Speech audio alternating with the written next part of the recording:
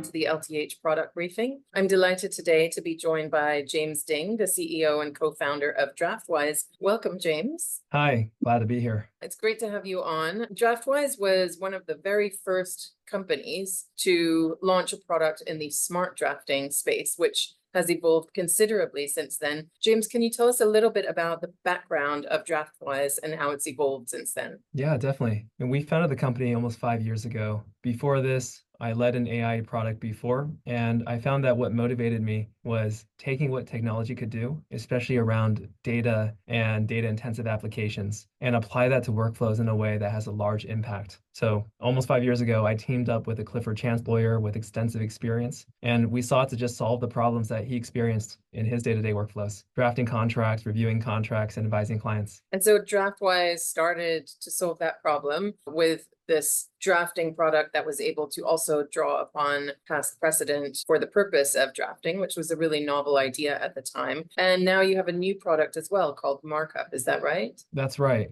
We built the initial product to help with the basic problems you encounter when drafting contracts, finding the right precedent, finding the right clause, understanding whether this matches up with what your client's expectations are, or whether it matches up with what the market says. And then what we found in people using our core product was that many of them were using it to actually review contracts or negotiate contracts. So with the advent of generative AI, our mission has always been to apply technology to bear against the problems we deemed worthy to solve.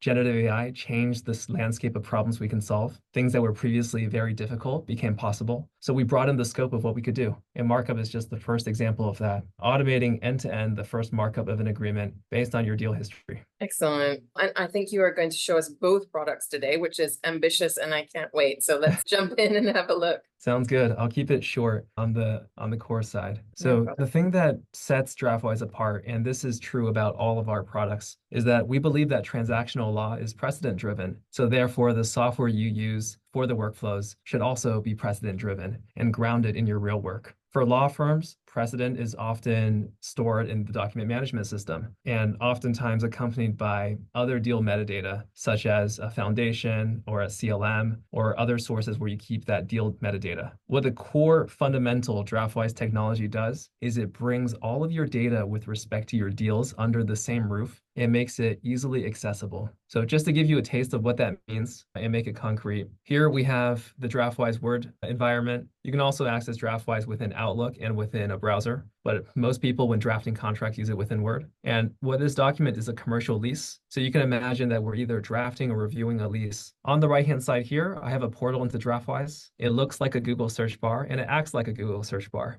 But where the magic lies is that it's able to understand arbitrarily what you ask. You can ask it anything, and it's going to find the right pieces of data from your real past deals to help you with whatever you're doing. So in this case, we're working on a commercial lease, and maybe I'm reviewing this lease and want to compare it to other leases we've worked on for this client. I can ask the tool to find me use clauses in leases for Palantir. Say that's our client. And what it's going to do is it's going to pull back for me in a single view the relevant parts of relevant documents from our history of work with all of our clients. So each of these boxes represents a different deal, and each of these deals is a Palantir deal, and it's also a commercial lease. And in addition to helping you access the data, Draftwise also has a number of functions that are geared towards helping you mobilize this data for purposes of drafting, reviewing contracts. So for example, with a single click, I can run red lines between the use clause we've got here and the use clauses we've done in prior deals. You can see I can just take a look at how it compares to other deals we've accepted. So I know I've covered a number of clicks very quickly, but at its core, what Draftwise does is it puts under one roof access to all your deal history, your other documents, your red lines, your client information, and it makes it really easy to access that data. You can use it to respond to client questions about their deals. You can use it to find clauses for drafting, reviewing. You can use it to find precedent. We've heard people will use it to look up all the clauses from executed docs for a specific clause and use it to understand the landscape of terms that their client's willing to accept. And then that way, when they work on a new document, they can push back on the terms they know their client won't accept. Are you able to access the Draftwise kind of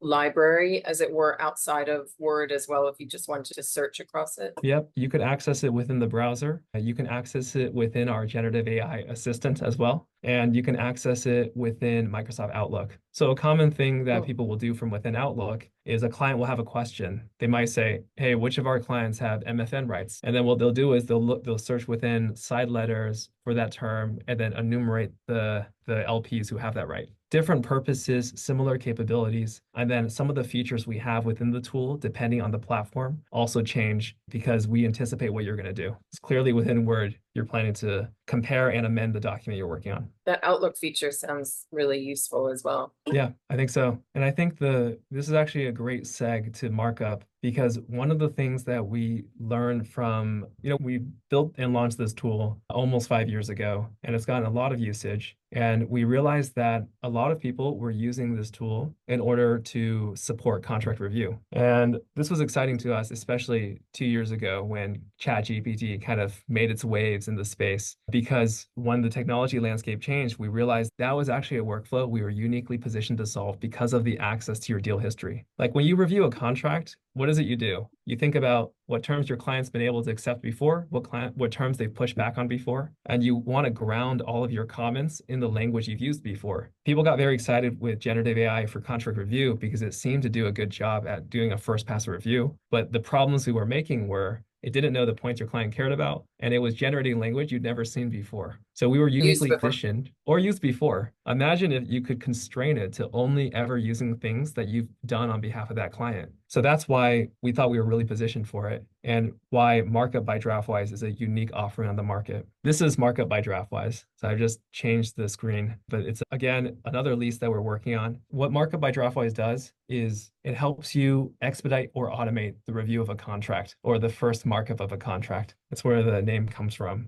And what makes it different than the flurry of contract review tools out there is that it's the only tool that can give you customized results without upfront investment. And it does this by connecting with that connection to your deal history. With other tools on the market, if you were to upload a contract to ChatGPT and ask it to review your work, it would offer you only generalized suggestions with no grounding in what you know your client cares about because it doesn't know anything about your deal history. There's a lot of other tools on the market, playbook tools, checklist tools. They make you spell out in tedious detail every point you intend to care about and all the fallback positions you're willing to care about. And also you have to copy in the preferred language if you have any. So what our tool does is because of that connection to your real deal history, because of the capabilities that you've seen in the first demo, it's able to short circuit all of that and mimic what a human would do in that position. Can you show us how would you find a reference document? Yeah, for sure. So the way that it works is you can either point it to specific precedent if you have good examples. Sometimes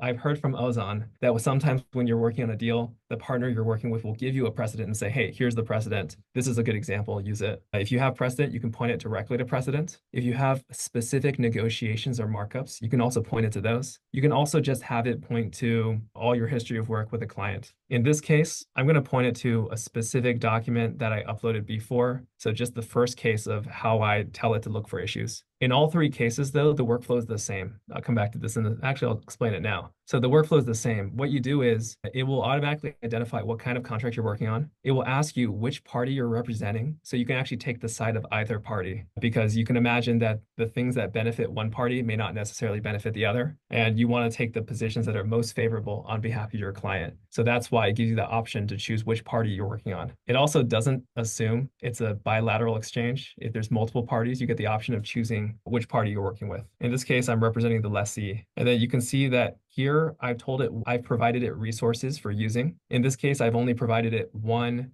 clean document to use, but you could provide up to 10 reference documents if you were to pinpoint them. You could provide red lines. You could provide PDFs. You can also just provide it a series of matters on the document management system or a series of clients. And then this option down here is just the way that markup works is that it generates an issues list and it helps you solve each issue. This is just a toggle for whether or not you want a comment bubble to show up each time it helps you fix something. In this case, we're going to keep it off. It's only really useful. It's most useful we found when people want to just rapid fire go through all the issues and accept all the suggestions. And then that way they can export it and then send it to someone else who doesn't have markup. And then they can see all the input through comments. The workflow itself is very simple. It's because we believe that in order to have great adoption of tools, you can't expect your users to learn how to prompt engineer or be experts in AI. We want to make it as simple as possible for them to get all the value from AI. So what we do is we have a super simple interface. You generate an issues list, you provide provide the resources you wanted to use, you generate an issues list, and then that's what we've got here on the right-hand side. Based on And the then if you references click you it, get, sorry, if you yeah, click into one of these, does it redline or show where in the document? Yeah, okay. yeah, Yeah, for sure. perfect. So what it's doing is it analyzes the resources you give it to understand what points your client might care about. And then it'll spot a list of issues. And you can see they're organized by clause here. And then you can jump to each one. And then they're color coded too. So you can see red is high severity, yellow is lower severity, and then gray is like lowest severity. So if we look at a specific issue,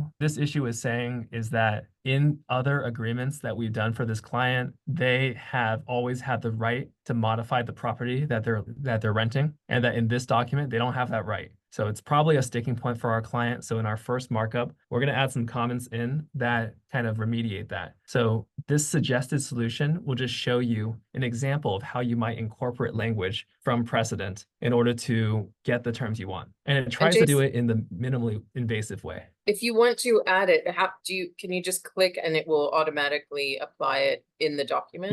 Yep, that's exactly right. So what you can do is all you have to do is press the apply solution button and it's going to write it for you. And I happen to have track changes turned on so you can see the changes it made directly. Nice. So that's how the drafting solution works too, right? Like when you get the Yep. clause, you can just apply it and it will add it in. Yeah, that's how all Um, of our tools work. If you were to, they give you a one-click way to bring in the changes. It's a little subtle, but we make sure to respect track changes. I know some tools will just blanket rewrite the whole thing, but we know that sometimes you want to, it's easier if you can see the changes that were made, and it respects the formatting as well. Got it. And can I ask another question about the reference document? If you don't know the specific reference document, or you would have to go and dig for it. So for example, if you know you have a database of contracts, but you want to find the one that is the most similar to the one that you are looking at now and use that as the starting point, is Draftwise able to locate that within your database? Yeah, that's a core Draftwise search use case. So in that interface we saw previously, a common thing that people will do is they'll use that to identify precedent. They'll say things like, I want to see merger agreements that have the following criteria. It was for this client, it was in this sector, it had an earnout, it had these other properties. And another thing that Draftwise can uniquely do is it can extract pieces of metadata, but it can also leverage that if you already have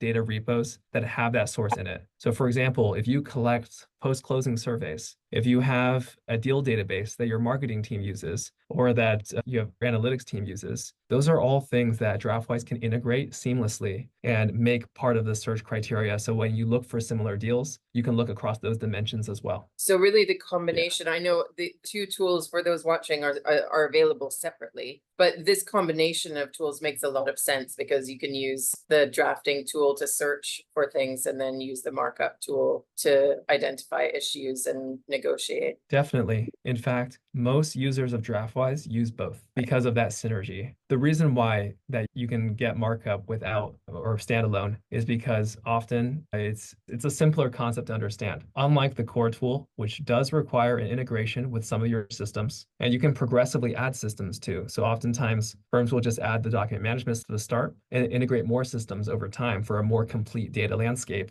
We know that IT teams have a backlog of things they have to work on, and therefore you often can't get the resources you want as soon as you want. So what markup lets you do is get a taste of what it can do for the end user without any of the upfront IT investment. And then so it's great for things like pilots and proof of concepts. And then once that ROI has been proven, you can get the full picture. I see along the bottom here, we're in issues. So this is the issues list. It's automatically generated. I see playbooks, compare, and chat. So it looks like there are a number of other things you can also do with this tool. There are, yeah. I'll briefly walk through some of them. So the whole reason that markup exists, like its name, is to help you with the first markup of an agreement. And we know that there's a lot of ways that you're going to markup agreement. Issues is the primary interface. You point it to references, it generates an issues list and helps you solve those issues. It's a great way to do a first pass at the agreement and get a lot of things out of the way. The other utilities here help you for more edge cases. Playbooks is a way for you to, I don't have any playbooks written, information. But if you happen to have playbooks, you can import or leverage playbooks to automate the evaluation of a playbook.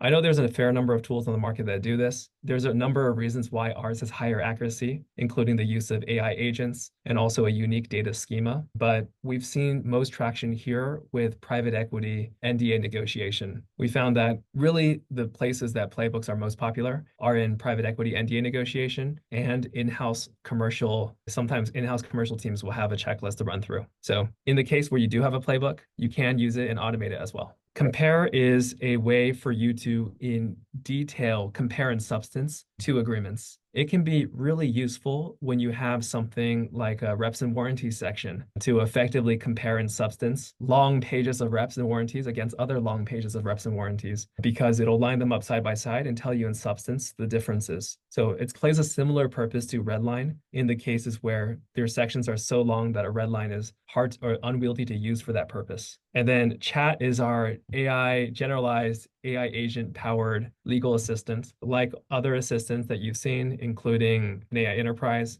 you can ask questions on documents, you can ask questions on multiple documents. And one of the things our thing can do differently, but it's still in development, is that it can actually stage changes to the document you're working on. The unique value proposition that all of our tools has is that connection to your document management system and your deal history. Imagine being able to interact with an AI, and once it's out of beta, I'll be happy to share a demo of it. But like, imagine being able to interact with an AI agent where you say, look at the other documents or look at the other leases we've done and tell me what's missing in my document. And it grounds all of its responses in your deal history. So that's a unique thing that it's going to do, and the approach that we're taking. So we're not here to compete with a generalized AI assistant, because I think that our value proposition shouldn't be white labeling ChatGPT. We're here to build on the core unique thing that we do, and then just let that permeate through our variation of whatever tools we offer. Great. James, thank you so much for showing this to us. It looks incredibly useful, and I think some of the things it does are quite unique in the market. So I'm sure everyone will have enjoyed that demo. We will add some information across the bottom of the screen so people can reach out to James and his co-founder Ozan and the Draftwise team to learn more. James, thank you so much for being with us today. Yeah, thank you for having me. And thanks everyone for watching. We'll see you next time.